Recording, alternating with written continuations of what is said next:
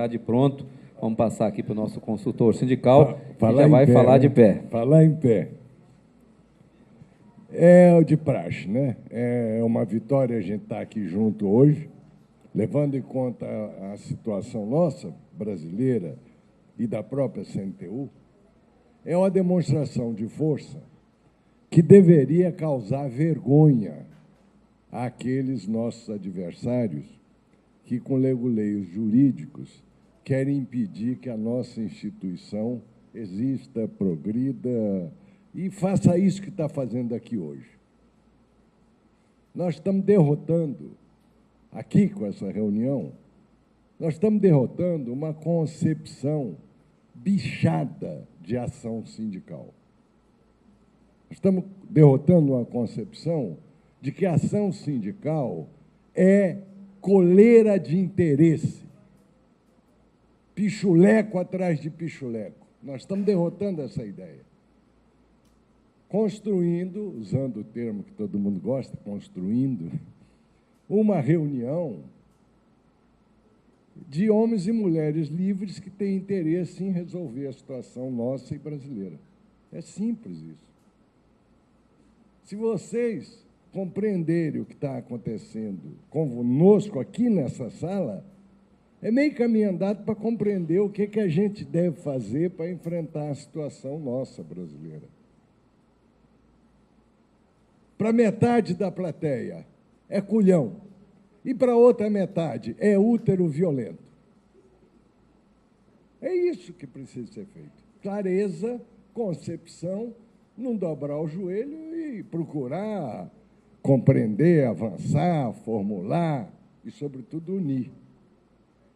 Contrariando um personagem histriônico de anteontem, eu quero falar para vocês que tenho convicções e tenho provas. Tenho convicções e tenho provas. Construo com vocês a seguinte ideia. Nos anos da democracia brasileira, portanto, pós-ditadura militar, nós estamos atravessando a sociedade, a economia, as empresas, os profissionais, a mais grave crise econômica, a mais profunda, duradoura e desorganizadora recessão.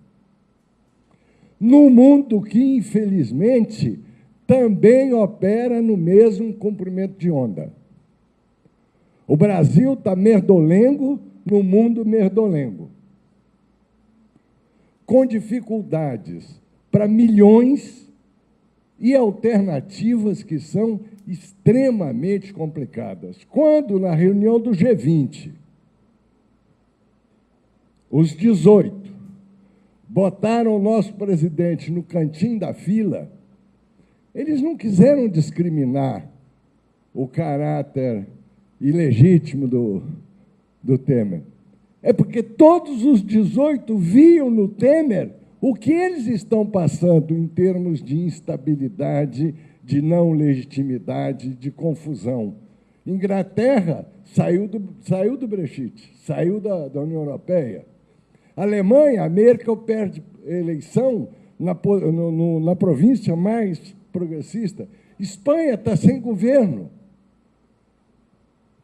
Então, o mundo hoje também tem uma situação muito complicada. E o Brasil, situado nessa corrente, tem, o que eu estou dizendo para vocês, a mais forte, duradoura e desorganizadora recessão. Esse é o dado que eu chamo do fundo do quadro. Você tem uma situação, objetivamente, tivesse acontecido ou não a crise do impeachment, tivesse tido ou não uma solução diferente nessa crise, a crise econômica, a recessão, estava aí. E dou uma outra má notícia. Pelas características duradouras e desorganizadoras da recessão, não há hipótese de retomada imediata. A primeira constatação que nós devemos fazer para a nossa ação é a constatação de um quadro objetivo de dificuldade. Os contratos, eles estão sendo revistos com perda da própria inflação. Além disso, quando tribunais repõem a inflação, parcelam aquela reposição. Esse é o quadro hoje. Então, nós temos uma situação de uma recessão que eu chamaria provocativamente de estruturante, e, ao mesmo tempo, nós temos o desemprego forte e nós temos a perda de renda. Essa é a essência, a base da conjuntura. As propostas que têm sido apresentadas, o Toninho detalhou esse conjunto. Todas elas apontam na seguinte direção: eu me apoio na recessão para aprofundá-la e reorientar a economia. É isso que no atacado está em curso. Eu me apoio na recessão para agravá-la e reorientar os recursos. Em que medida? Tira do trabalhador, tira da empresa nacional, tira da população, entrega para o rentista. Essa é que é a grande estratégia. Não é a estratégia de superar a recessão, no sentido positivo. É a estratégia de se apoiar na recessão para agravar a distorção de recursos aqui no Brasil. Se a gente quer compreender o quadro geral, temos de partir desse ponto de vista. O governo, hoje, com a ilegitimidade que ele carrega, ele é parceiro de uma tentativa de reorientação global das tendências na economia. Então, global, em todas as direções. E os fatos, as provas, vão se demonstrando. A venda, as concessões, a privatização, a política pretendida sobre a Previdência e por aí vai. Como o movimento sindical percebe e se comporta em relação a esse quadro? Primeiro, ele sofre brutalmente com a recessão, óbvio. Se você tem 12 milhões de desempregados, queda da renda do trabalho, dificuldades de negociação, o movimento sindical se ressente. Ele sai de uma conjuntura longa de vacas gordas e cai abruptamente numa conjuntura de vaca magra, ou seja, de dificuldades, é fato. Mas o movimento sindical, a respeito do enfrentamento da recessão, tem experiência. Nós já passamos por recessões e procuramos alternativas. A novidade nessa conjuntura é que, em cima da recessão, houve a crise política, houve a divisão política, houve o encaminhamento do impeachment. Essa é que é a novidade. Recessão, sabemos lutar contra ela, historicamente aprendemos. E a novidade é a divisão política. Aí eu pergunto para vocês, quer dizer, eu formulo com vocês, dependendo da pergunta que se fizer ao movimento sindical, você terá uma resposta correta ou você terá uma resposta errada em relação à realidade e aos objetivos. Eu dou um exemplo. Se eu pergunto ao movimento sindical, fica Dilma ou fora Dilma, o movimento responde de uma maneira. Se eu pergunto no movimento sindical, vem Temer, fora Temer, fica Temer, sai Temer, as respostas são diferentes. Então, como nós temos a inteligência de prefigurar a resposta fazendo a boa pergunta, nós procuramos trabalhar no movimento sindical com a seguinte pergunta: você, tua entidade, tua categoria, aceitarão o desmanche dos teus direitos? Aceitarão a situação de perda continuada? Aceitarão a possibilidade de, num passe de mágica, o que foi construído e conquistado ser destruído e abandonado? Se vocês perceberem, essa pergunta, ela implica numa resposta unitária. Ela aposta numa resposta unitária. Porque só o imbecil de cueca vai responder: eu quero ser enrabado. Não, estou dizendo no bom sentido.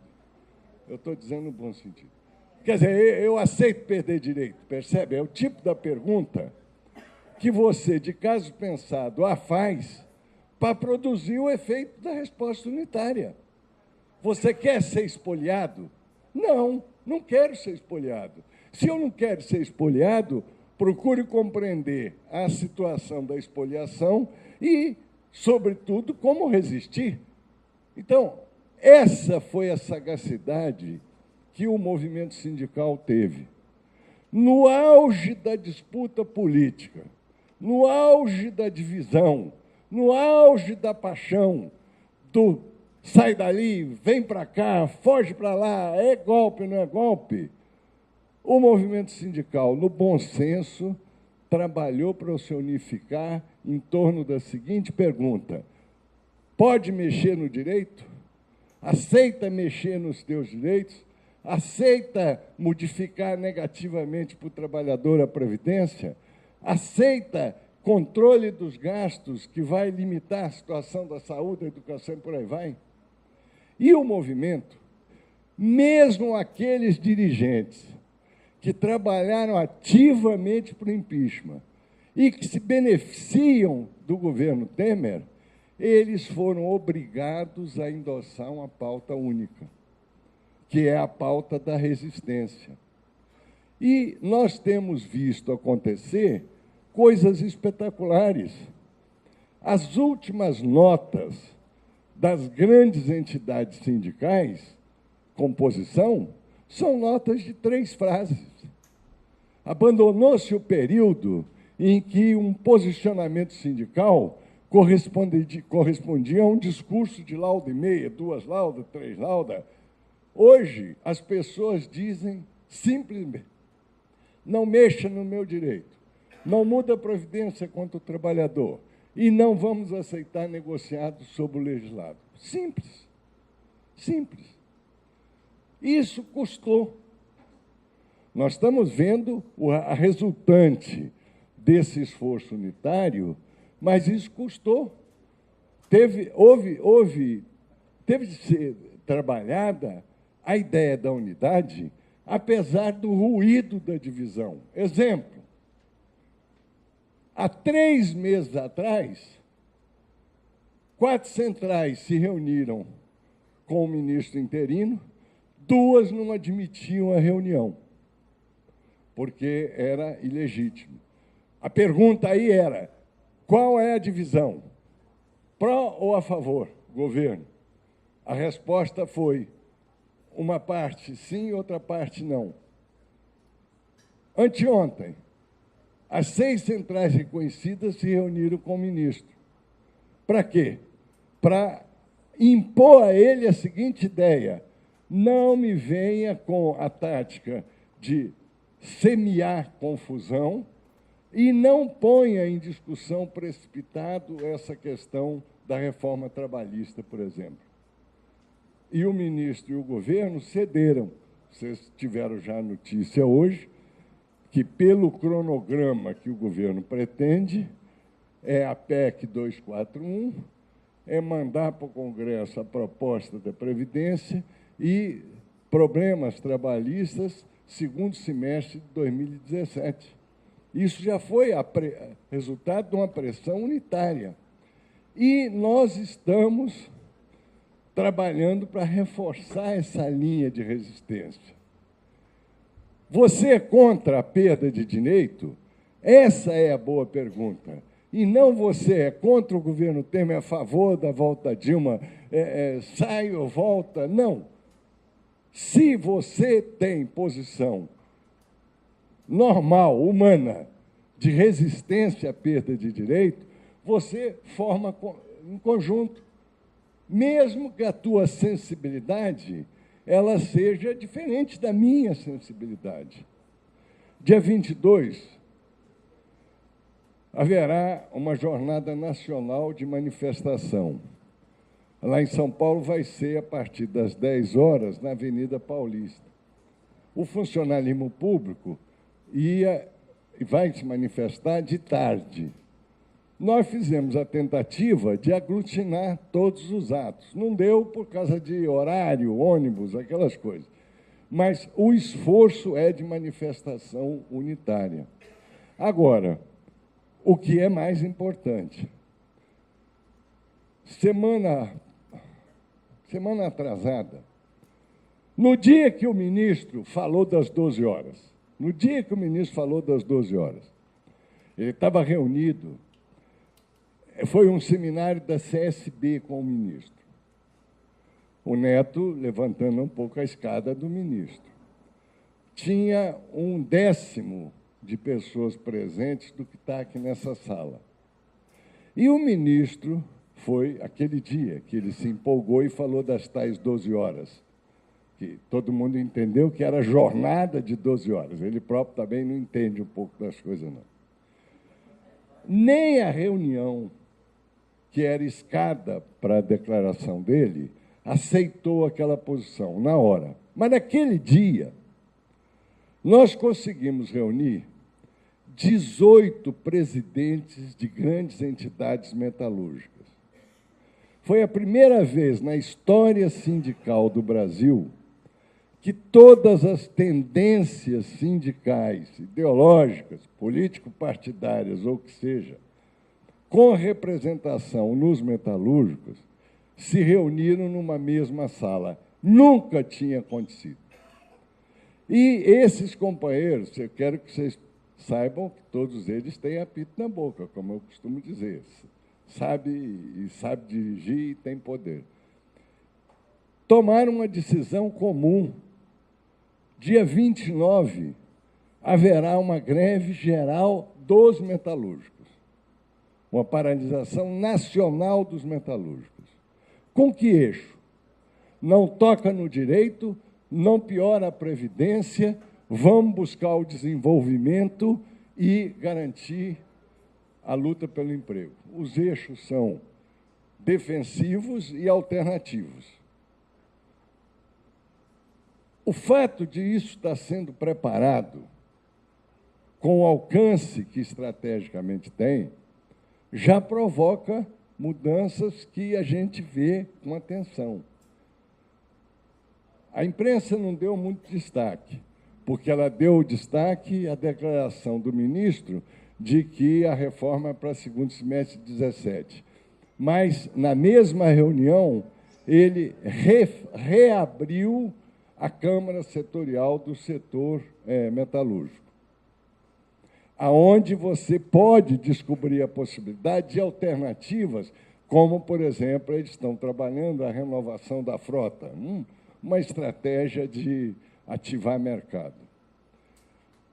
De qualquer maneira, o que está em curso hoje é reforçar a linha de unidade e compreender as manobras eventuais que o governo faz. Por exemplo, a manobra de levantar uma série de questões em que nós nos confundimos a respeito da análise dessas diversas questões. A ideia é a seguinte: compreender o eixo da proposta, o eixo, a orientação, e esperar, ou seja, compreender a necessidade do esclarecimento da proposta para trabalhar a indignação. Vou dar um exemplo para vocês aqui. Aqui, essa sala, é tudo cobra criada. Quando o Toninho detalhou a suruba da Previdência, houve um verdadeiro clamor nacional. Vocês mesmos foram surpreendidos quando ele precisou o que vem pela frente. Reparem a diferença.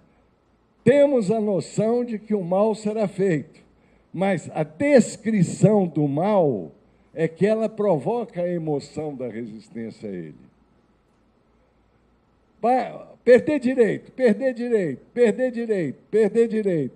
Fica abstrato.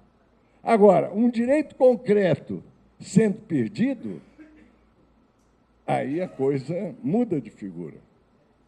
A última questão.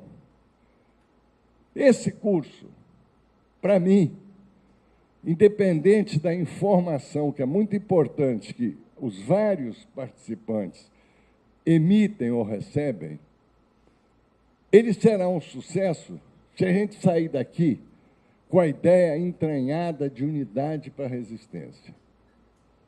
A chave hoje, a chave, não é a chave da vitória, porque a vitória depende do fim do jogo.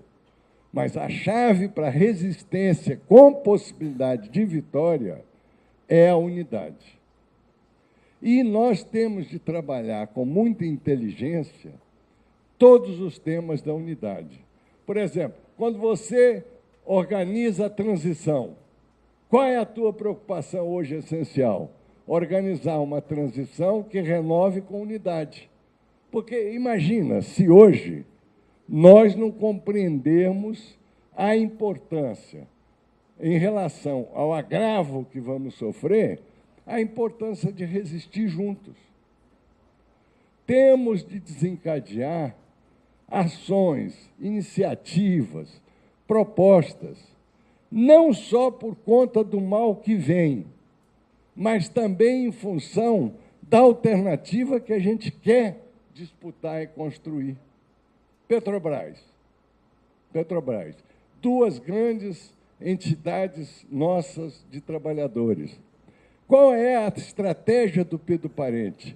Procurar aumentar a divisão, procurar jogar pimenta naquele problema, criando uma terceira entidade, só para você ver o que pretendem, uma entidade, uma organização civil que defende a redução da jornada com redução de salário. Então, há estratégia de nos dividir. Nós temos de agir não só à base da indignação contra o que vem, mas, sobretudo, com a compreensão de que, machucando todo mundo, a gente tem condição de resistir. Óbvio, nós vamos resistir com aquelas forças que o povo, o trabalhador, a base, etc., nos transferirem. Mas a primeira ideia que eu defendo para vocês é a ideia da unidade. Os gregos, além de falar grego, eles criavam muita lenda, compreende? E os gregos diziam que o mundo era formado de terra, água, ar e fogo. Os 4 elementos que os gregos achavam que o mundo era formado era terra, água, ar e fogo. O Prometeu, você sabe a família do Prometeu, né? Tem o Prometeu, que entende tudo, tem o Epimeteu, que entende quando se lhe explica, e tem o Timeteu, que eu não preciso de explicar. Então, a família dos Prometeu, esse Prometeu, ele foi convidado para ir lá numa festa do céu. Aquela suruba do português. Fizeram uma suruba do português lá na festa do céu e chamaram o Prometeu. Prometeu chegou lá no céu, era uma maravilha, não uma suruba, mas um ambiente, porque tinha fogo. Portanto, se tinha fogo, tinha comida cozida, tinha aquecimento. O Prometeu viu o fogo dos deuses e falou o seguinte: eu vou levar isso lá para os humanos, eu vou levar isso lá. Pô, já pensou meu irmão, o Timeteu, falando com ele? O Timeteu trouxe o fogo aí, o Epimeteu trouxe o fogo, o Prometeu ficou na dele. Mas como é que ele ia carregar o fogo? Terra é fácil de carregar. Água é fácil de carregar. Mesmo o ar, para quem não tem flatulência, é fácil de carregar. Terra, água, ar é fácil de carregar. E o fogo? O Prometeu teve de fazer uma coisa. Ele pegou um funcho, cavou o funcho, a planta, a erva doce, e botou as brasas ali dentro para poder levar para a terra o fogo. Por quê? O fogo, dos 4 elementos, é o único que a gente não pode apreender. A gente tem que botar numa vasilha. A vasilha vossa aqui hoje é o cérebro. No cérebro, o fogo da ideia e da unidade pode ser carregado.